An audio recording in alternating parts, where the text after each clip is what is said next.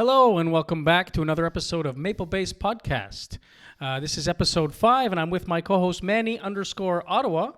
Hello, Chris. Hello, and we are back. So this one's going to be another short and sweet one. We'll get to the bottom of why the COVID pandemic was labeled the pandemic of the unvaccinated. Now that we know that that's not true, as everyone does spread it, and there's no hiding that right now. So we'll go back to kind of the roots or the beginning stages of the COVID pandemic and see kind of how it became the pandemic of the unvaccinated.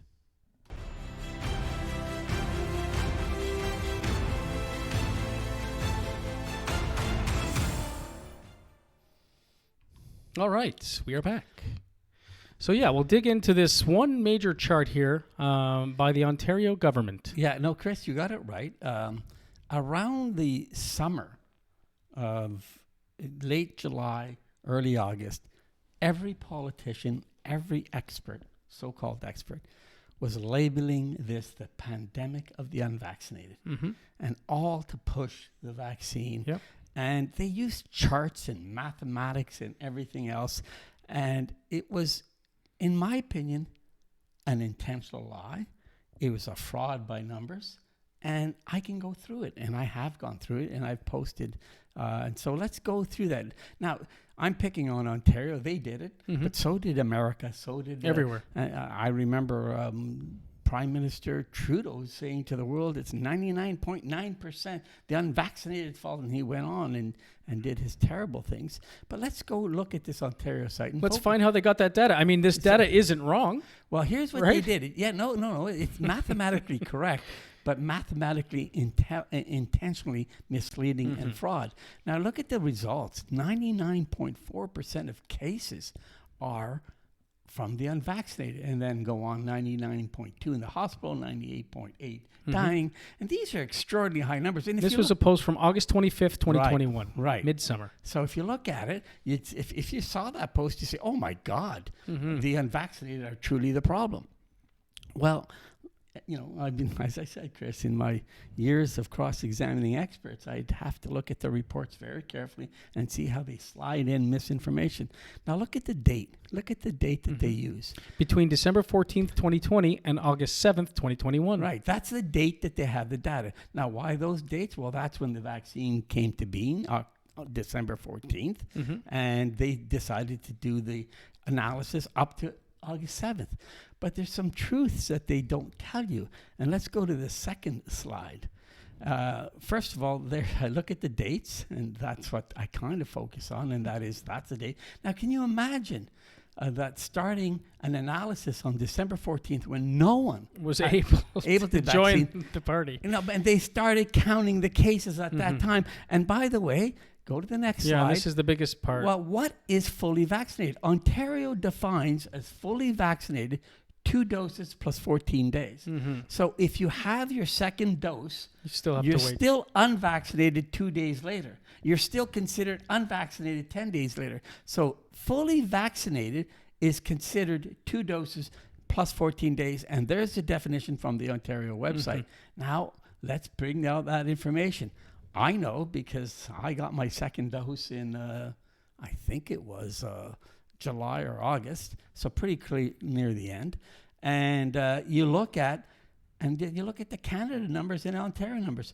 We all know that Canada was 6 months late in getting their mass vaccination program going. We had trouble securing vaccines. Israel was way ahead of us. But you look at Canada, basically the second dose was predominantly all done around July. And look at Ontario. I got the Ontario graph, and this is the very same thing. Fully vaccinated pretty well happened around mid-July. Yeah, the push was June, July, right? Plus the 14 days. Well, no, then you add the 14 days. Which gets us into end July, August. I don't know when we were. The majority of us were fully vaccinated. By definition, 2 doses and plus 14 days. But it's going to be pretty close to the end of July or somewhere July 20th if you want to be fair. Where if we go back to those dates, the end date should be August 7th. No, not quite. So what of the data collection of this So the data chart. collection, if you think of it. So I go to the next chart. So I said, okay, well, let's analyze this. There have been 552,804 cases in Ontario to August 7th, 2021, the date of their report, right? The date of that post from Ontario. And before that, and if you pick a date, like I said, the fully vaxxed probably happened around mid-July. Mm-hmm. The cases before that, i.e., everyone was predominantly unvaccinated. Yes, I know some nurses and some care workers and some old age home, 1 or 2 or 3%. I didn't get into minutiae of the numbers, just broad numbers. Mm-hmm. But the vast majority of us were all vaccinated plus 14 days near the end of July. So if you look at it, now think how absurd and how misleading and intentionally misinformation, I would say fraud, because anybody who understands math knows anyone doing this is fraudulent. Mm-hmm. But sit there, we know that of the 552,000 cases, about 548 cases were in a time where the majority of the population did not receive 2 doses plus 14 days. Mm-hmm. So we know they're all going to be unvaccinated. Even if you had 1 dose, 2 doses, and not 14, you're all unvaccinated. So think about the mathematics of this. The denominator is cases, 552,000, and the numerator, which is the unvaccinated, as defined, 2 doses plus 14 days, would basically be everybody. So therefore, the resulting difference would be 0.4, 0.5, 0.6%. So to sit there and say in August, by definition, the unvaccinated is 2 doses plus 14 days. Every case was unvaccinated. Yeah. Now, to do it in August and knowing that to be true is complete absurdity. And also to do that in August, where the case rate is at 0, because that's the kind of the lull in between seasons. Well, I actually took that, Chris. I took the cases. Now look what I did. I went further because I'm a because your flu season is December, January. But right, and your coronavirus season is March, April. Right. So those are the big chunk that nobody could have been vaccinated for. So now let's do that, Chris. Good point. So let's look at the 4,000 in between those 2 time periods. The 4,000 cases, and I actually 4,460 additional cases. That's from the August 7th test that the government did, and I picked the date as to when everyone was fully vaccinated, sometime in July.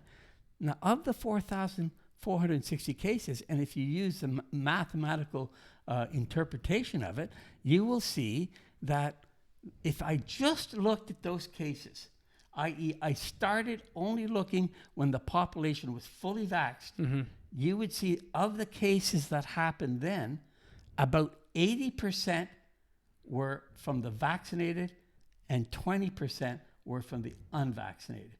I.e., of the 4,460 cases, about 3,000 were vaccinated and 1,000. Now, how are you getting to those numbers? Well, it's easy. You can just do the numbers. I mean, it's very simple. I've done it on my graph, and you could see it. Because what I did is I reversed math. Okay, here's what I did. If you go to the original graph, the one that the Ontario had, the very first one, you would see that here? Yeah. So there it is. Now, 99.4% were unvaccinated. That means 0.6 were vaccinated. Right? Yes. So that means the 0.6 could only have happened. Breakthrough cases. Well, no, the 0.6, right? But the 0.6 could have only, in its majority, happened when we were all vaccinated by the end of July. So okay, so they had to give allowance there. No. Right, there was some. So they admitted that there was some No, that's just math. vaccinated. It's good math. Yes, yeah. What I'm yeah, saying yeah. is the 0.6 that could only happen after July 17th were of the 4,000. So do the math backwards, Chris. I know this is hard to understand, but I'm going to try to do it. 0.6 of 500,000, right, is about 3,000, right? So that's where you got the 3,000 divided by the 44. No, so of the 4,000 that's left in that period, 0.6 was the vaccinated, was 3,000. So of the 0.6, it's of the 4,460, it's about 80% of those. So if they did it honestly, now I did this report months and months and months afterwards, and by December it was very clear. I think it was by March of 2020 with the Ontario data, it was very clear that the vaccinated and the unvaccinated were getting case proportional to the population and the general population. So if there was 80% vaccinated, there were 80% cases. And that was months of data collected by you that ended up right, being and that was on after. But as I showed you there, I could have done it on August 7th by excluding every case before July 17th, 18th. Start the clock on July 17th. How many cases were there? There were 4,460 cases till August 7th. And how many of those were vaccinated? 0.6, which equals about 3,000. So that's how I knew even then, and I did the math myself, even then it wasn't a pandemic of the unvaccinated. It was basically COVID is a virus. It doesn't discriminate. It gets into everyone's bodies. You take medicine to protect yourself. Hopefully the old and the people with at risk should take a vaccine. Maybe they don't. Maybe they're very fit. It's their choice. They talk to their doctor. But the point is, I mean, viruses come into everybody's bodies. They don't decide. They have always. They will always. Always. And so there's the conclusion of this one is and what is worse, every politician and every expert use these data to say pandemic of the unvaccinated, and from that they started with a charter rights violation and the division and basically vilifying people who are getting the virus at the same rate as the vaccinated. And then spending millions on an app to keep people out of public spaces. It was just impossible. But it started, and I could prove it, as early as August 9th, the misinformation. And there you have it, Chris. I like it. And we're still not allowed the unvaccinated are still not allowed in the United States of America up until through April right now. The great irony is the CDC in America, the top health authority in America. I have but I think it goes back to around August, September of 2022. Declared that there's no difference between the unvaccinated. It took them a year after me. Sure. But they did it. And you're a year before the U.S., so... Yeah, no, but the U.S. actually did it 7 months ago, the CDC, and the President of the United States is not following the top medical directive, the CDC. They said there's no difference, and they're still creating discrimination.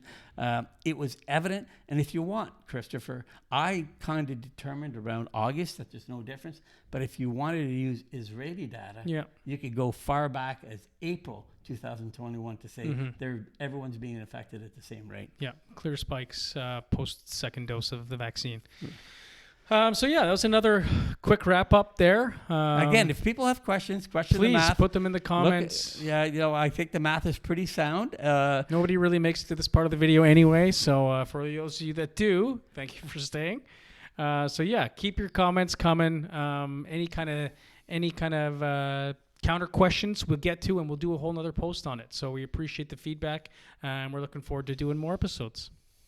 Thank you. Thank you. And here's the outro.